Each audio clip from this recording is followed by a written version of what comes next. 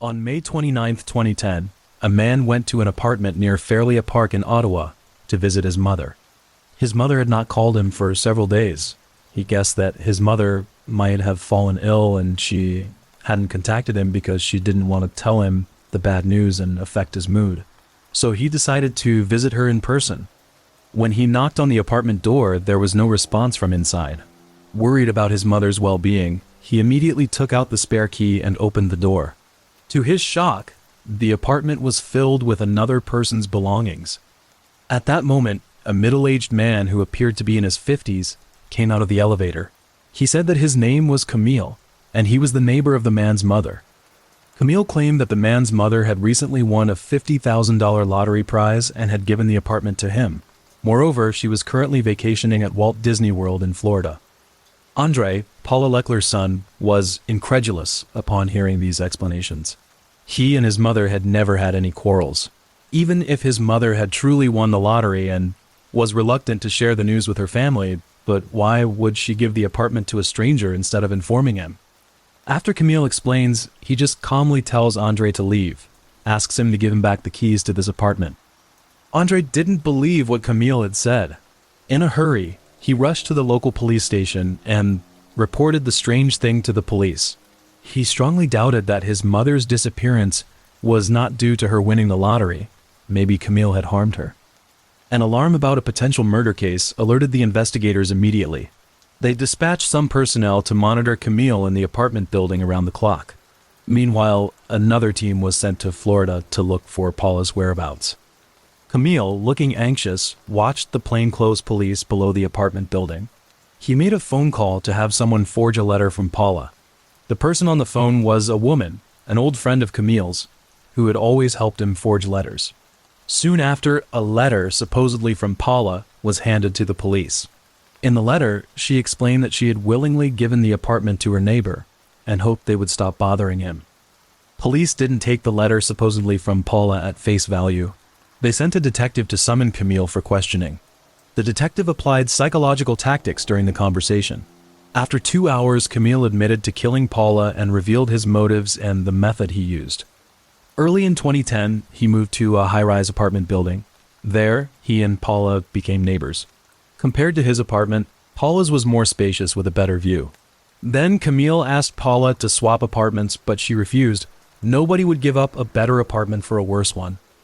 On May 20th, Camille invited Paula to accompany him on a walk around Fairlea Park, and as they walked, they came to a small wooded area. There, Camille had dug a grave beforehand, and before inviting Paula for a walk, he stole a knife from the restaurant where he works. Upon entering the grove, there was no surprise as to how things unfolded, as he led Paula in the direction of the grave and then, with a knife in hand, he stabbed Paula in the back.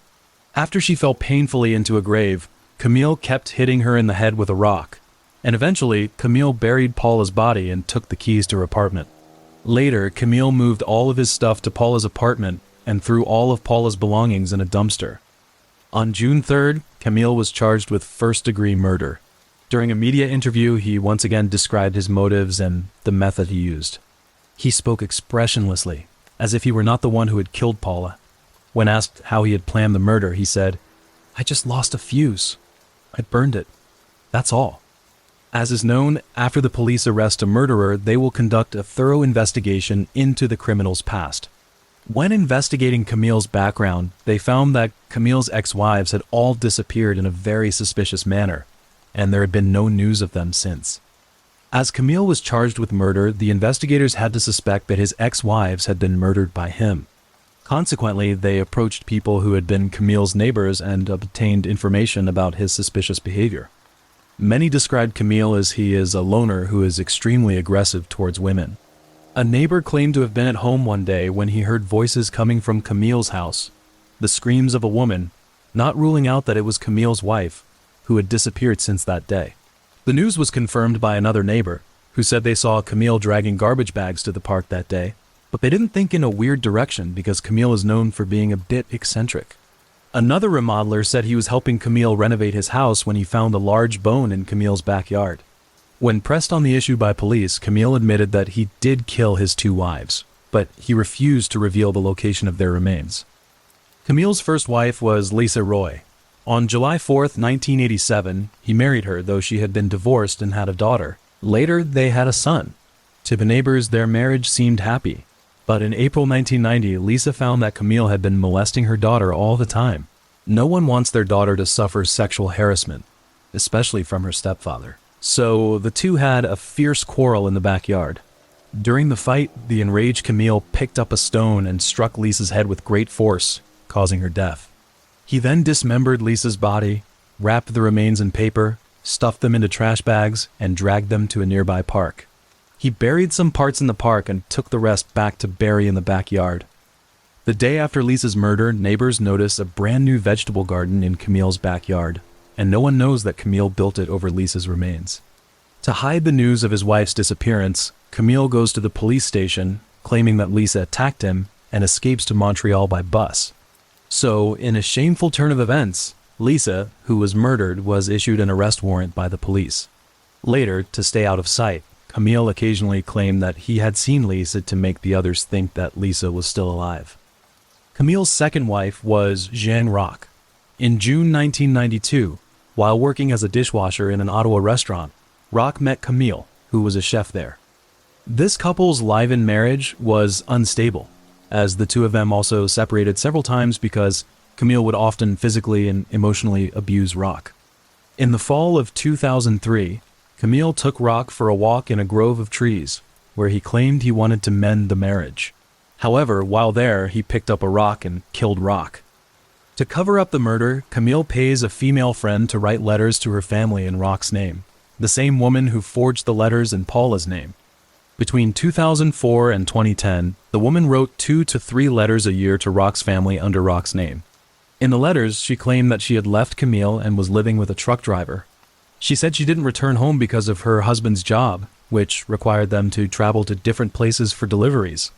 To make the forgery more convincing, in one of the letters, the woman wrote, "Dear Dad, I've had a baby boy. I named him John. He's healthy, weighing 7 pounds.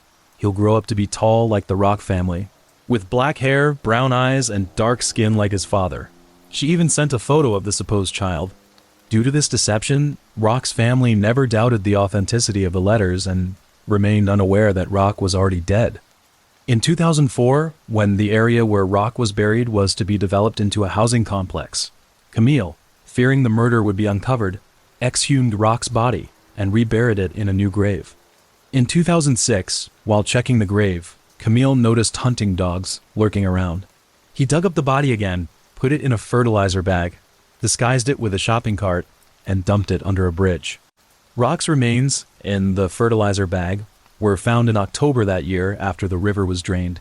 But the police couldn't confirm the identity, so they couldn't arrest Camille back then. The hearing began on March 20th, 2012, and Camille was charged with a total of 3 counts of first-degree murder. As the prosecutor detailed Camille's crimes, onlookers noted Camille sat expressionless, seemingly indifferent. When the forged letter plot was described, Roch's father collapsed in court, overcome with emotion.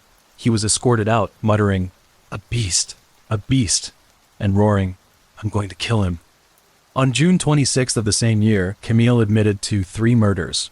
Since Canada had abolished the death penalty, he was sentenced to life imprisonment with no parole for 25 years. At sentencing, the judge said, "Given your mindset, nothing suits you better than prison.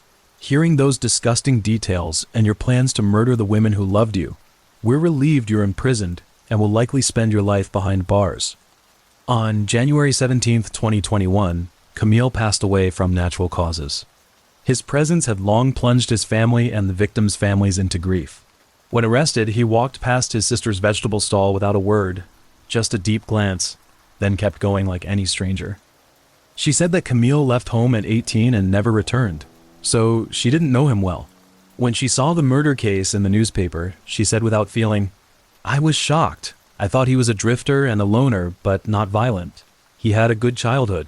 We were 5 siblings. I thought of our 77-years-old parents. The murder charges must have broken their hearts." When asked about Camille's children, his sister said that around 30 years ago, Camille had 2 children, a boy and a girl. But she didn't believe he ever cared for them or even sent them a Christmas card. After a pause, she added that They probably had no idea their father was Camille, a serial killer, and that they likely didn't know him at all.